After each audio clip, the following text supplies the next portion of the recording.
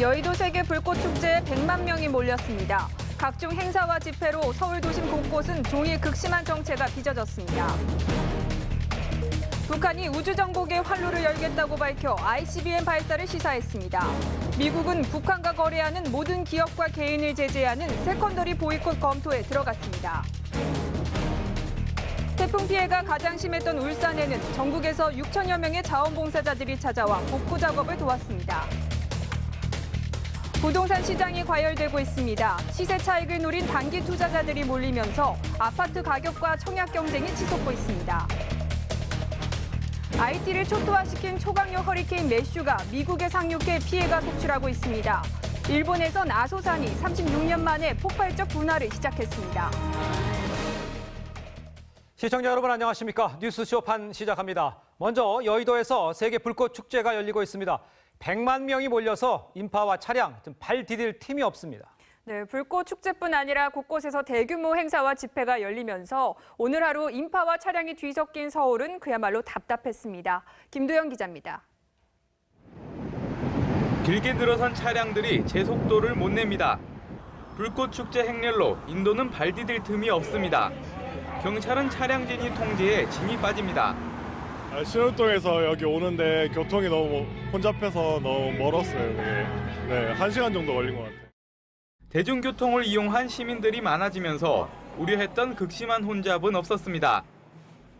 도심에선 고 백남기 씨 추모 대회가 열렸습니다. 누가 말고 들어가라! 누가 말고 들어가라!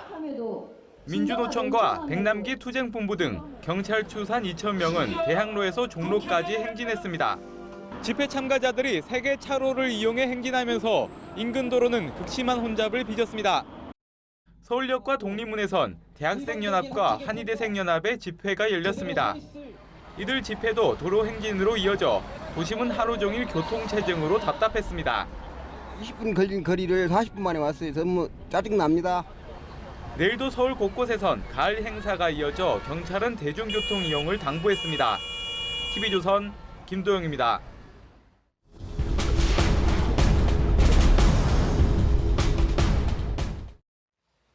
자, 북한이 우리 우주 정복 활로를 열겠다 이렇게 말하면서 위성 발사 의지를 드러냈습니다. 모레 노동당 찬건일을 전후로 해서 일단 대륙간 탄도미사일 발사 가능성이 높아 보입니다. 윤동빈 기자입니다. 유엔 주재 북한 대표가 지난 6일 유엔 총회 1위원회에서 위성을 계속 발사하겠다는 연설을 했다고 노동신문이 보도했습니다. 유엔 총회 제1위원회는 군축과 국제안전을 담당합니다. 북한 대표는 국제 규정과 관리에 부합되게 우주 정복의 활로를 열어가겠다고 말했습니다. 우리의 힘과 기술로 각이한 용도의 위성들을 더 많이 제작 발사하여 정지위성 보유국으로 만들어야 한다고 말씀하셨습니다. 북한이 주장하는 위성은 사실상 탄도미사일 발사를 뜻합니다. 북한은 핵실험장인 함경북도 풍계리, 장거리 미사일 발사장인 평안북도 동창리, 중거리 미사일 발사장인 원산 무수단리에서 차량과 인력 움직임이 활발해지는 등 도발 징후를 보이고 있다고 한미 정보당국은 파악하고 있습니다. 북한은 또 미군의 전략폭격기 B-1B가 지난 6일과 7일에도 한반도 주변 상공을 비행했다고 주장하기도 했습니다. 노동당 찬건일인 10월 10일을 앞두고 도발 징후가 잇따르는 가운데 미군의 위협을 도발 명분으로 삼으려는 움직임도 감지됩니다. TV조선 윤동빈입니다. 자, 이렇게 북한이 우주 개발이라는 이름으로 개발하는 대륙간 탄도미사일 ICBM 기술은 발사 추진력만 따지면 이미 미국 본토를 위협하는 수준입니다. 남은 건 대기권 재닌입 기술인데 추가로 미사일 도발을 한다면 고열에서 핵 기폭 장치를 터뜨리는 실험을 할 것으로 보입니다. 장민성 기자입니다. 북한은 지난 2월 미국 워싱턴을 직접 공격할 수 있는 광명성 4호를 발사했습니다. 지난 7월에는 미사일 발사대를 증축했습니다. 높이 67m로 사거리 10,000km인 은하 3호 때보다 17m 더 높였습니다. 사거리를 더 늘리겠다는 뜻입니다. 북한은 지난달 김정은이 참석한 가운데 신형 고출력 엔진 실험도 했습니다. 광명성처럼 4개를 묶어 발사하면 320톤 포스, 즉 320톤 무게를 띄우는 추진력을 갖게 돼 이론적으로는 지구상 어디로든 날아갈 수 있습니다. 북한의 대륙간 탄도미사일 ICBM이 적어도 발사 기술에선 완성 단계에 접어들었습니다.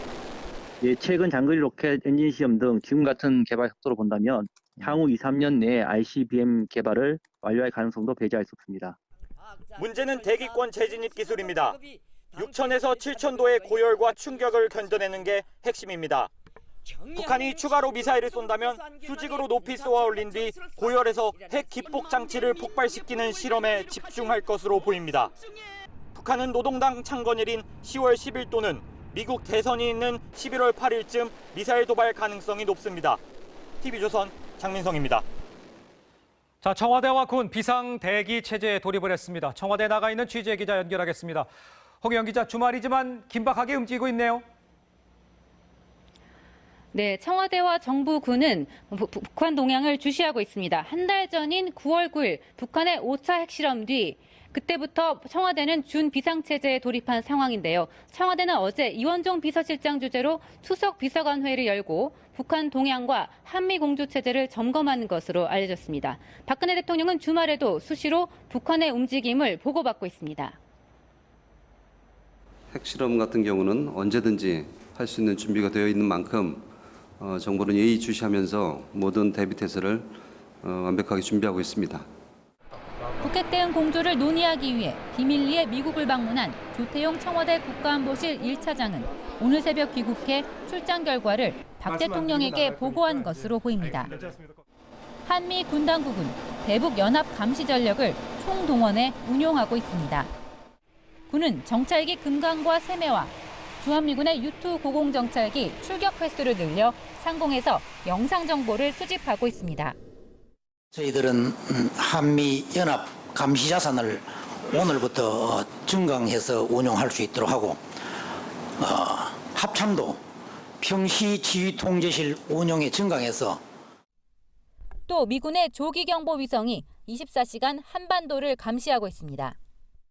해상에서는 미사일의 궤적을 추적할 수 있는 이지스함을 동해상에 출동시켰고 미군 핵 항공모함 로널드 레이건함은 한반도 인근 해상에서 대기 중입니다. 북한이 노동당 창건일에 도발을 하지 않더라도 미국 대선이 있는 다음 달쯤 무력 도발을 감행할 가능성이 있는 만큼 비상 대비 체제는 당분간 계속 유지될 것으로 보입니다. 지금까지 TV조선 홍혜영입니다. 자, 이런 상황에서 미국의 대북 제재는 점점 구체화되고 있습니다.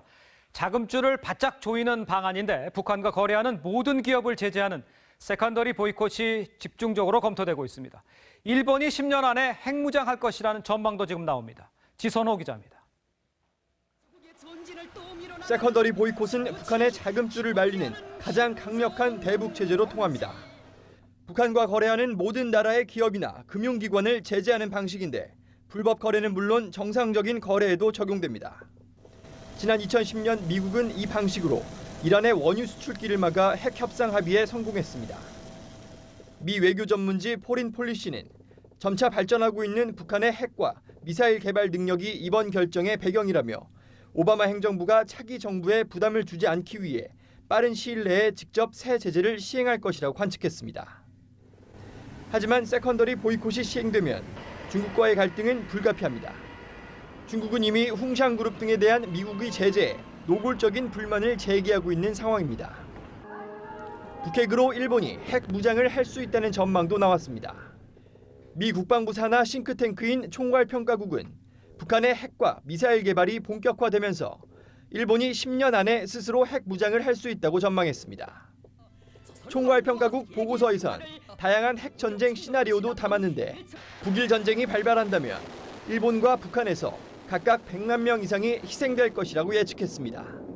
TV조선 지선호입니다. 네, 10월 10일 전후 예상되는 북한 도발과 관련해서 고용환 국가안보전략연구원 부원장과 함께 좀 더 자세히 짚어보도록 하겠습니다. 안녕하십니까? 자, 유엔에서 이제 위성 발사하겠다 이렇게 얘기를 했습니다만 결론적으로는 기술적으로는 ICBM을 지금 거의 완성 단계다 이렇게 봐야 되는 겁니까? 뭐 얼마 전에 공개된 북한 영상 매체들을 통해서 80톤 포스, 80톤짜리 엔진 시험 발사를 하는 것이 이제 나왔거든요. 그게 백두계열이라고 자기네는 얘기를 하는데 우리말로 하면 이제 대륙간 탄도미사일 ICBM인데 그것을 발사할 가능성은 굉장히 높아졌고요. 언제요? 저희들이 세 가지 날짜를 찝어볼 수가 있는데 우선 1차 핵실험부터 10년이 지난 내일 10월 9일 날 2006년도 했으니까 그리고 내일이 당창건 기념일 전날입니다. 당창건 기념일 날엔 행사를 해야 되기 때문에 쏜다면 내일을 쏠 가능성이 충분히 높고요. 그리고 두 번째 날짜는 미국 대통령 선거 11월 8일에 있지 않습니까? 그렇습니다. 그러면 그 전날인 11월 7일 날 발사할 가능성. 그리고 마지막으로 김정은이 최고사령관이 된 12월 29일. 김정은 최고사령관 취임 5주년. 그러니까 내일부터 시작을 해서 12월 29일까지는 계속 긴장감이 연속으로 볼 수 있을 것 같습니다. 지난번에 말씀하시기를 미국 대선에 맞춰서는 핵실험을 할 수 있다 이렇게 얘기를 했는데 그걸 동시에 하거나 이렇게 따로따로 하거나 뭐 어떤 방법이 있습니까? 어떻게 할 것 같습니까? 가장 정확하게 추측할 수는 없겠지만 어쨌든 여러 가지 준비를 하는 걸 보면 내일이나 12월 29일에는 미사일을 쏠 가능성이 충분히 크고요. 11월 7일 날에는 이제 6차 핵실험을 할 것이다 이런 추론들을 하고 있는데 지금 보고 있으면 지금 가장 가능성이 높은 거는 백두계열 미사일 발사 시험 아니면 무수단하고 지금 원산 등지에서 지금 북한이 움직이고 있거든요. 부산스럽게.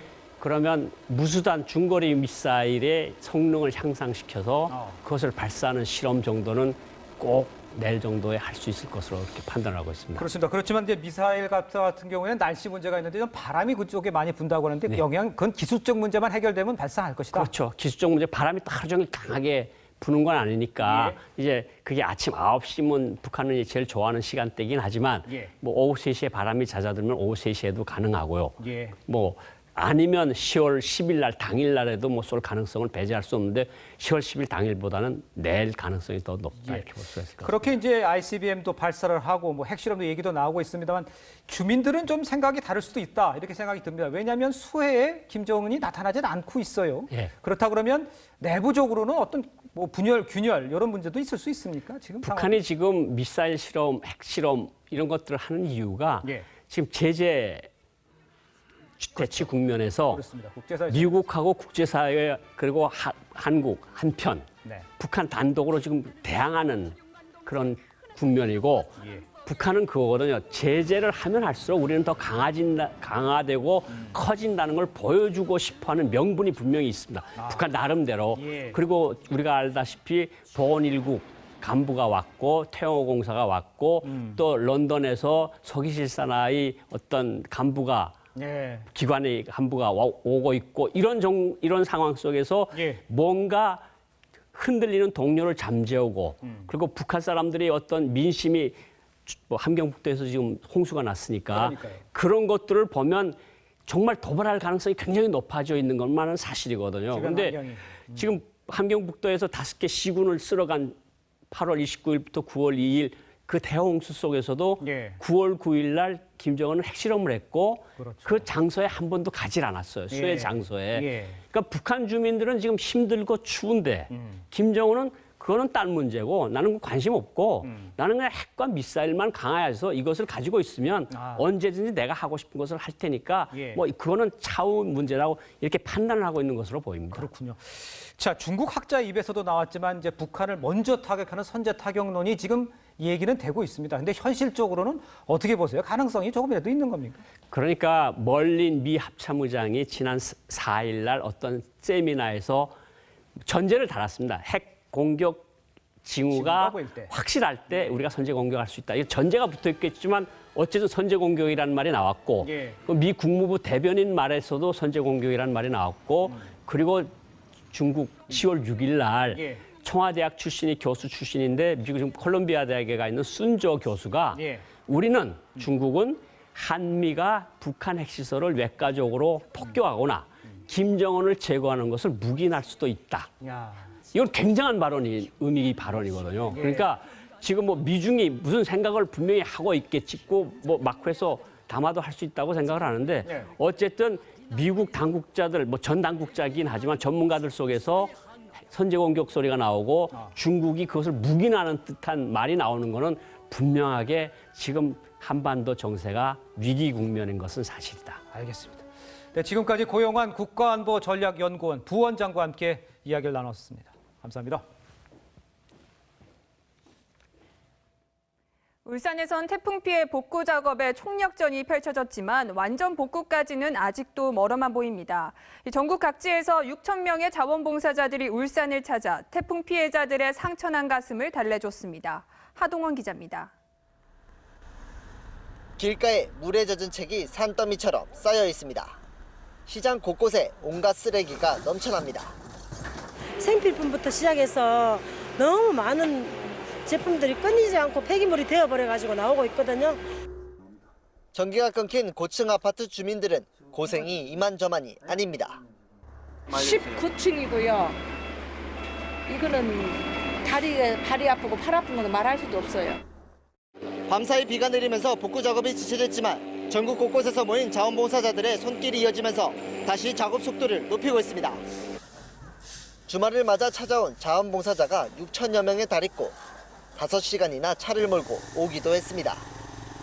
저희도 2012년도에 이런 수해가 있었어요, 군산에. 그래서 더욱더 이제 마음이 더 아프고요. 어려움을 같이 극복하기 위해서 이렇게 한 걸음을 달려왔습니다. 복구에 지친 주민들은 따뜻한 도움에 힘을 냅니다. 너무너무 감사해요. 특히 군인 아저씨들이 연일 이렇게 피땀 흘리면서 도와주신 거 생각하니까. 성금도 이어졌습니다. 현대자동차와 SK가 각각 성금 50억 원을, 개그맨 유재석 씨도 5천만 원을 기부했습니다. 가동이 중단된 현대자동차 울산 2공장은 다음 주에나 정상 가동될 전망입니다. TV조선 하동훈입니다. 지구 반대편 미국 동남부는 초강력 허리케인 매슈가 상륙해 쑥대밭이 됐습니다. 긴급 대피 명령이 내려진 플로리다에선 300만 명이 피난길에 올랐습니다. 이상준 기자입니다. 2층짜리 저택 지붕이 강풍에 뜯겨 날아갑니다. 현관까지 차오른 물에 20명이 넘는 사람들이 꼼짝없이 고립됐습니다. Have you called for help? How many kids are in there? 현지 시각 7일 오후 미국 플로리다에 초특급 허리케인 매슈가 상륙했습니다.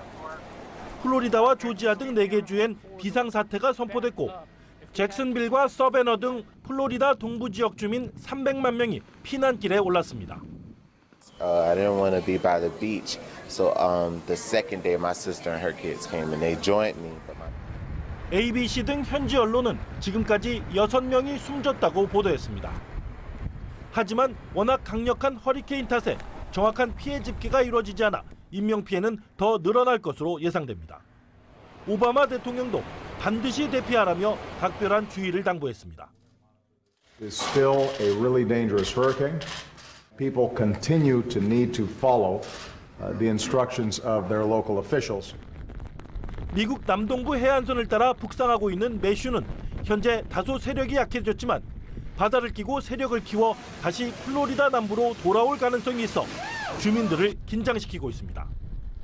TV조선 이상준입니다. 미국에 앞서 허리케인 매슈를 만난 카리브해의 아이티는 사망자가 900명에 육박하고 있습니다. 세계 최빈국으로 꼽히는 아이티, 국제사회의 도움이 절실합니다. 윤혜운 기자입니다. 홍수로 생긴 폭포 끝에 위태롭게 걸친 차량. 아이들을 태운 채 그만 물살에 휩쓸려 굴러떨어집니다. 허리케인이 강타한 해안가 마을은 폭격을 맞은 듯 초토화됐습니다. 집이 있던 곳은 잡목 사이로 흔적만 남았습니다. 슈퍼 허리케인 매슈로 집 3만여 채가 완전히 파괴됐고 북서부 지역 건물 80%가 부서지거나 침수됐습니다. 지금까지 확인된 사망자만 842명에 달합니다. 더딘 구조작업 탓에 인명피해는 더 늘어날 전망입니다.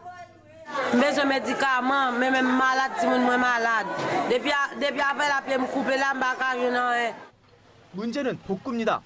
안 그래도 열악한 교통, 통신, 전기, 수도 등 기반 시설이 허리케인으로 완전히 마비됐습니다. 기본적인 물자마저 부족한 대피소는 포화 상태에 이르렀습니다. L'eau n'est pas capable de répondre avec exigence, manger pour nous manger et l'autre problème qui est associé par rapport avec côté berger. 미국이 해병대와 물자를 실은 상륙함을 급파하는 등 지원에 나섰지만 6년 전 규모 7.0의 강진에 이어 또다시 찾아온 국가적 재앙에 손쓸 엄두도 내지 못하는 상황입니다. TV조선 윤혜우입니다. 일본에서 가장 큰 활화산인 아소산에 36년 만에 폭발적 분화가 일어났습니다. 이 연기가 11km까지 치솟았고 화산재는 수킬로미터까지 퍼져나가 일대 교통을 마비시켰는데요. 다행히 화산재가 한반도까지 영향을 미칠 가능성은 적습니다. 김수홍 기자입니다.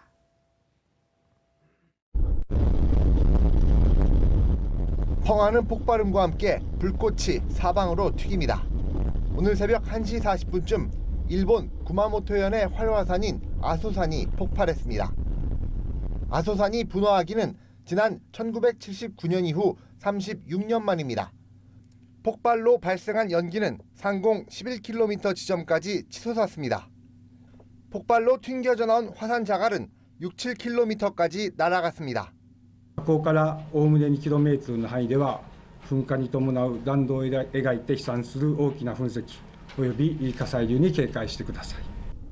화산재로 구마모토현 2만 9천 가구가 한때 정전됐고 철도 운행이 일부 중단되기도 했습니다.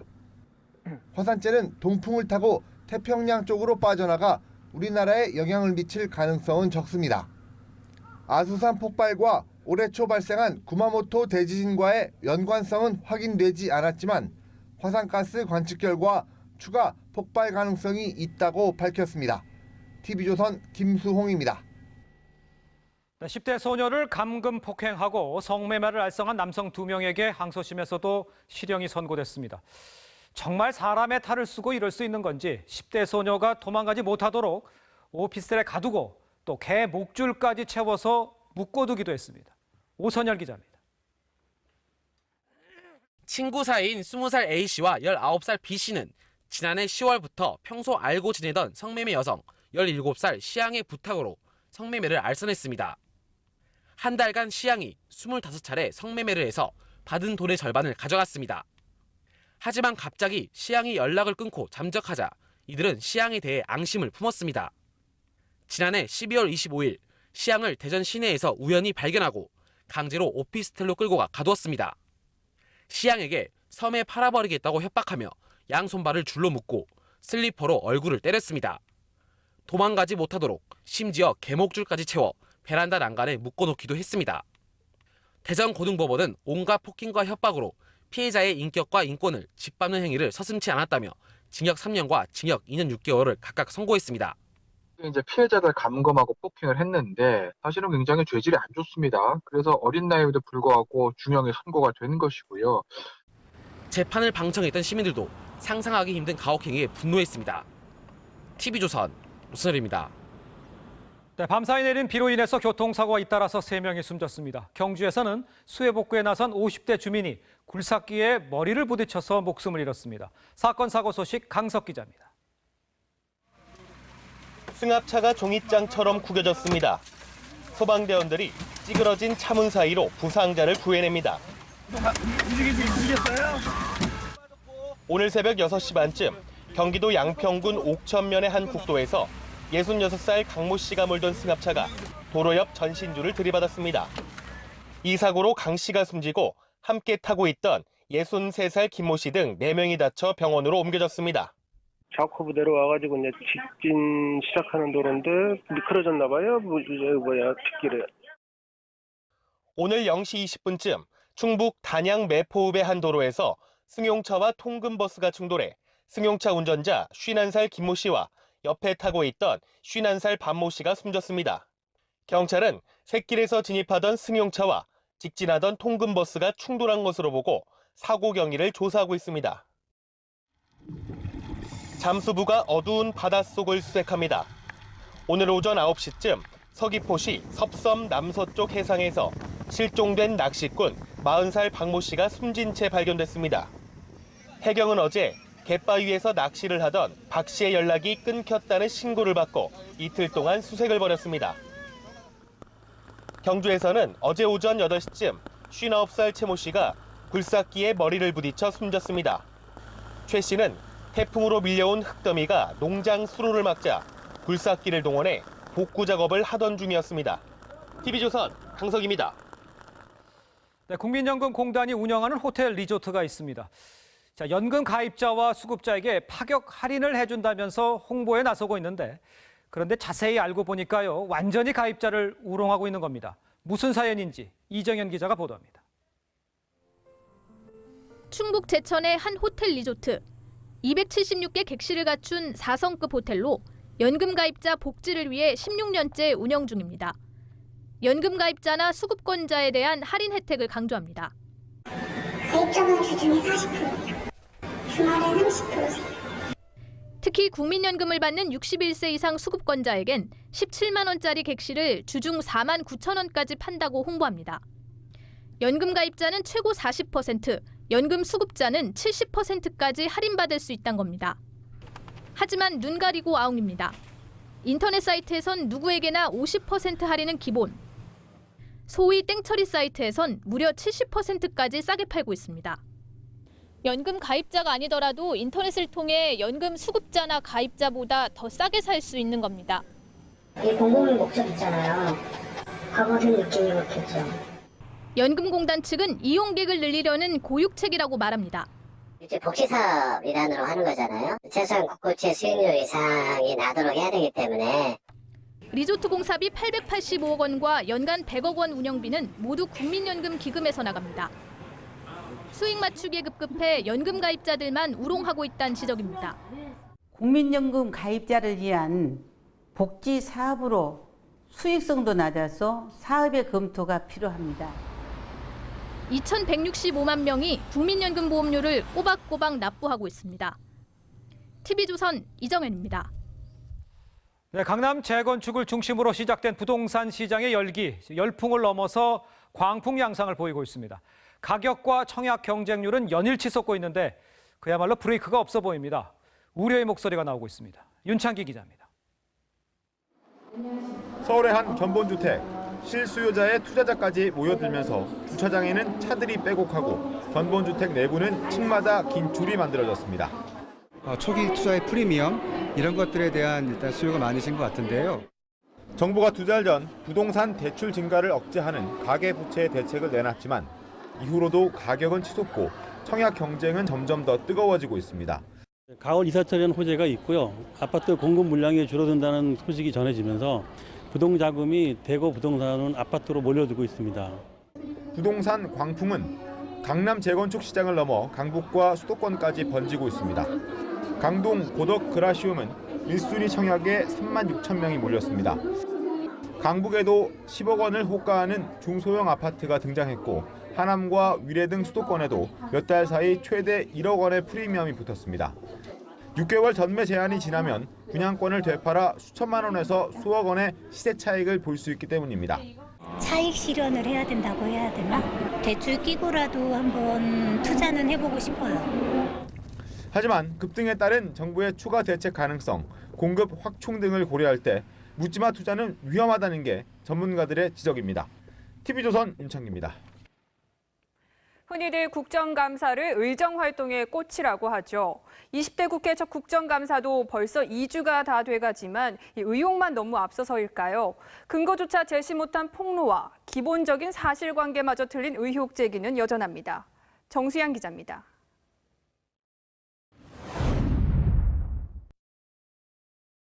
이게 공식적인 절차 없이 특채로 채용된 것으로 제가 제보를 받았고요.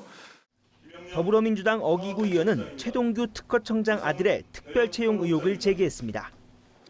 하지만 알고 보니 동명이인이었습니다. 어 의원은 몇 시간 만에 착오를 들여 죄송하다며 정정 보도자를 냈습니다. 전직 검찰총장이 수사를 무마를 해주고 그 압수수색 당한 회사로부터 자문료를 20억을 받았습니다. 박영선 의원은 전직 검찰총장의 비리 폭로로 국정감사장에 이목을 모았습니다. 그러나 실명도, 근거도, 심지어 구체적인 의혹 내용도 공개하지 않았습니다. 실무자들은 뒤늦게 이게 2명이 아니고 3명이라고 지금 이야기를 하고 있다고 들었습니다. 권미혁 의원은 폐암치료제 올리타정의 부작용으로 인한 사망자가 3명이라고 주장했지만 식약처는 부작용 사망자는 기존에 발표한 1명뿐이라며 권 의원의 오해라고 반박했습니다. TV조선 정수양입니다. 새누리당 이은재 의원이 MS 오피스 구매 과정을 놓고 조희연 서울시 교육감과 설전을 벌이다 톡톡히 망신을 당했는데요. 하지만 알고 보니 이은재 의원은 아레아 한글 수의 계약을 따졌고 조희연 교육감은 MS 오피스를 공개 입찰한 사실도 모른 채 답변을 하다가 일어난 우문우답의 해프닝이었습니다. 이유경 기자입니다. 굉장히 역행하는. 애초에 이은재 의원이 조희연 서울시 교육감에게 물어본 건 한글 프로그램을 왜 수의 계약했는지였습니다. 프로그램을 구매한 것이 결국은 독점 규제. 그러면 왜 이것을 입찰 안 하고 왜 수의 계약을 했습니까? 조 교육감이 MS 오피스에 대한 답을 하면서 대화는 꼬입니다. 아니 MS 오피스를 어디서 삽니까? MS 회사 왜 살 데가 없지 않습니까? MS사가 MS 오피스를 만들지만 유통은 여러 개의 도소매상을 통해 이루어집니다. 서울시 교육청도 4개 업체가 참여한 공개 입찰로 MS 오피스를 샀지만 조 교육감은 이런 사실을 모르고 답변했습니다. 이은재 의원이 문제 삼은 수의 계약은 한글 프로그램이었습니다. 실무 담당자가 부랴부랴 설명하자 조 교육감도 상황을 이해했습니다. 입찰이 유찰돼서 수의 계약을 한 것으로 제가 그렇게 되어 있습니다. 이 의원은 윽박만 지르고 문제가 뭔지 제대로 설명하지 못했습니다. 이것은 독점 규제, 그다음에 공정거래에 관한 법률 제19조 위반입니다. 정확히 이은재 의원은 문제점을 정확히 모른 채 질의했고 조희연 교육감은 상황을 정확히 모른 채 답변한 우문우답이 국정감사 최대 해프닝을 낳았습니다. TV조선 이유경입니다. 네, 정조대왕의 아버지 사도세자의 묘를 찾는 행렬 221년 만에 최대 규모로 재현됐습니다. 이미준 기자가 정조대왕의 발자취를 따라가 봤습니다. 창덕궁을 나선 행렬. 통악 소리와 함께 한양 도심을 가로지릅니다.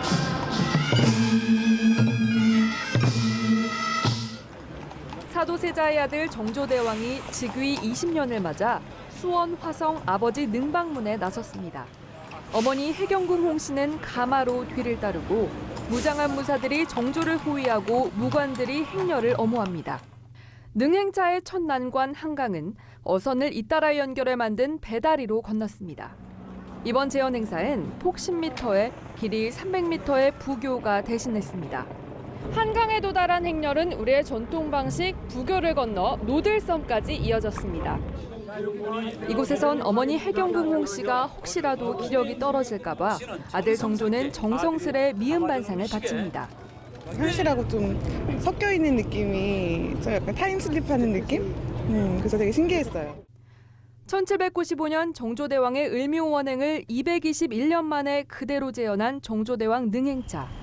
서울에서만 1,200여 명의 인원과 말 168필이 투입됐습니다. 이번 행렬은 시흥행궁을 거쳐 내일 수원 화성까지 45km에 걸쳐 이어집니다. TV조선 임유진입니다. 자, 맨 인 더 다크는 어둠 속의 할배. 또 바스티유 데이는 불란서 대혼란의 날. 좀 생소하시죠? 외국 영화 제목을 순 우리말로 번역해서 포스터에 달았습니다.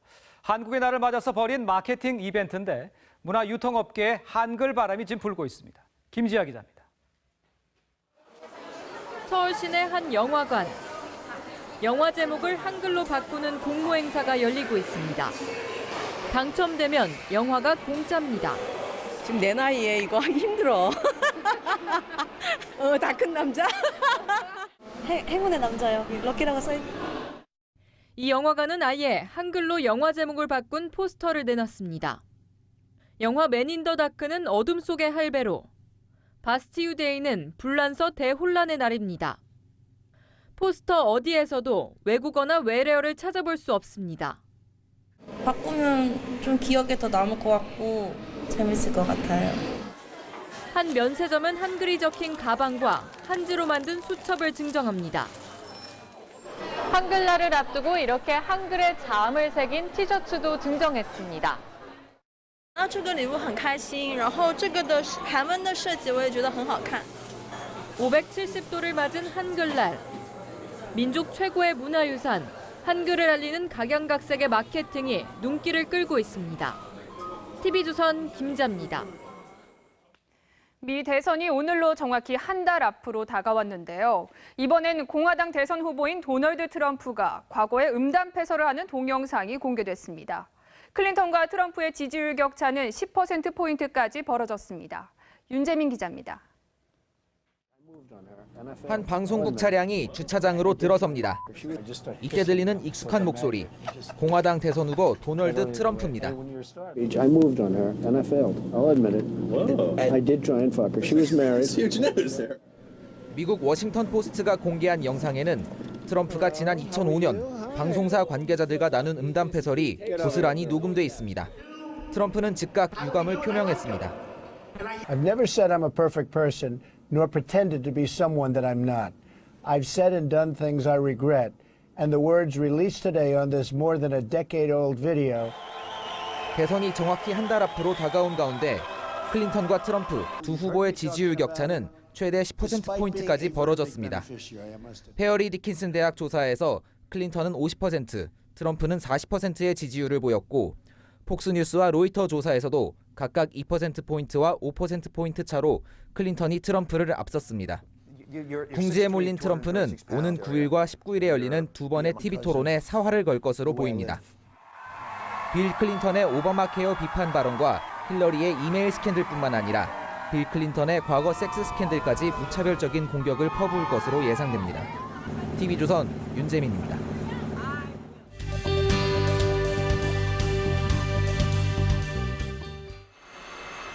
경찰의 추적을 피해 달아나는 검은색 SUV 차량.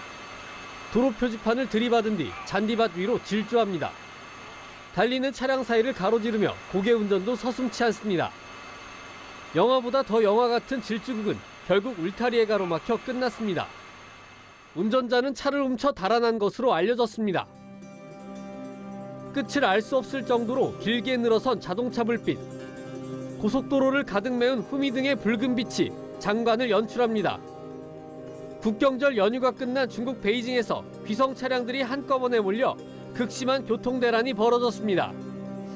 일주일간의 국경절 연휴 동안 중국에선 6억 명이 이동한 것으로 집계됐습니다. 이 기간 발생한 관광 수입만도 80조 원에 달합니다. 우크라이나의 한 마을. 할아버지가 유모차에 손주를 태우고 횡단보도를 건넙니다. 그 순간 갑자기 유모차 바퀴가 턱에 걸리면서 아기가 순식간에 유모차 밖으로 고꾸라집니다.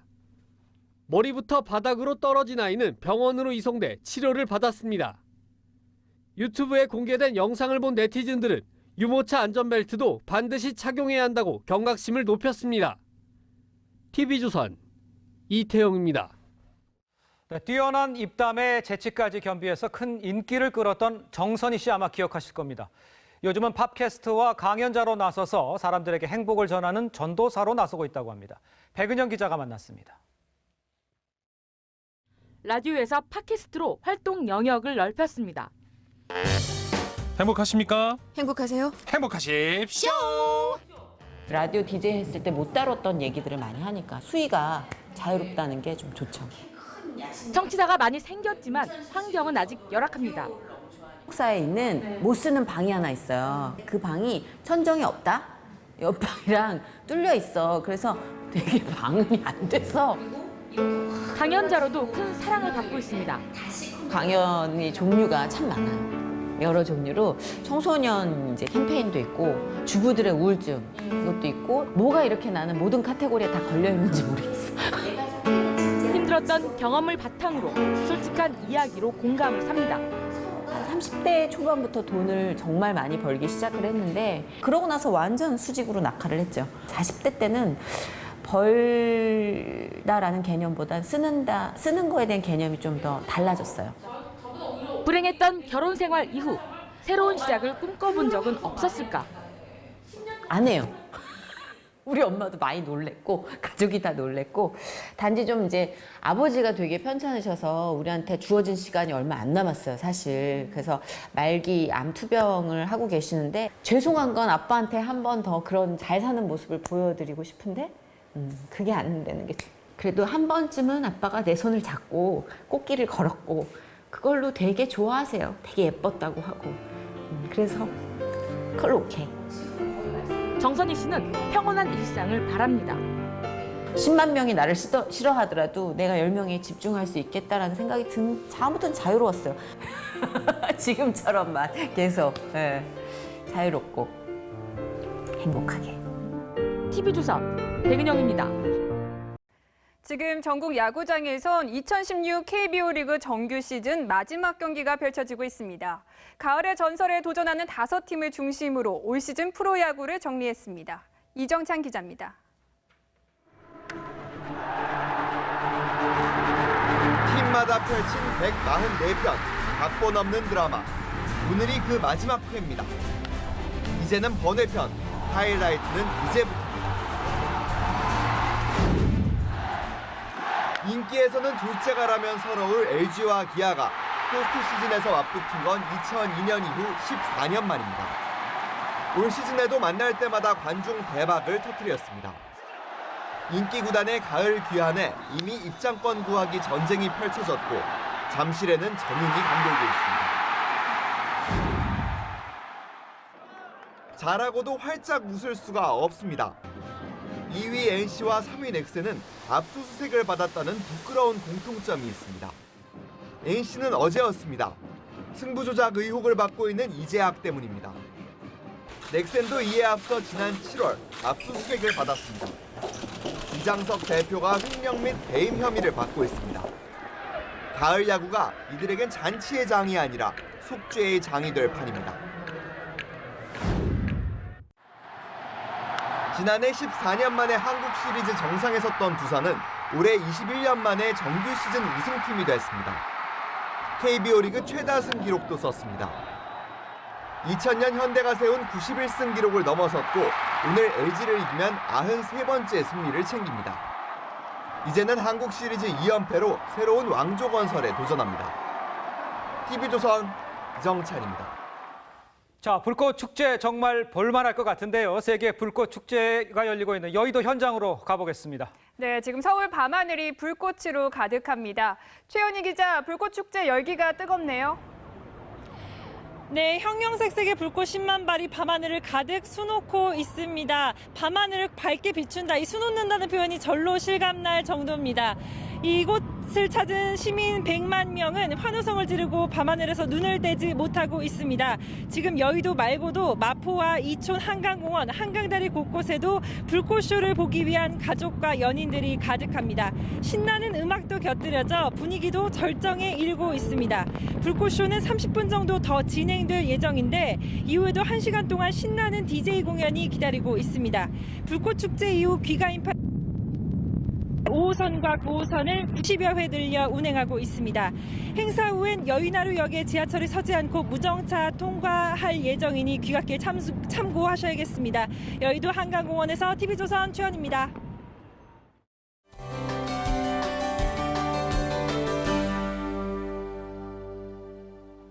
휴일인 내일 옷차림을 든든하게 하셔야겠습니다. 서울의 아침 기온이 한 자릿수까지 내려갈 텐데요. 일부 지역은 서리가 내리고 물이 어는 곳도 있겠습니다.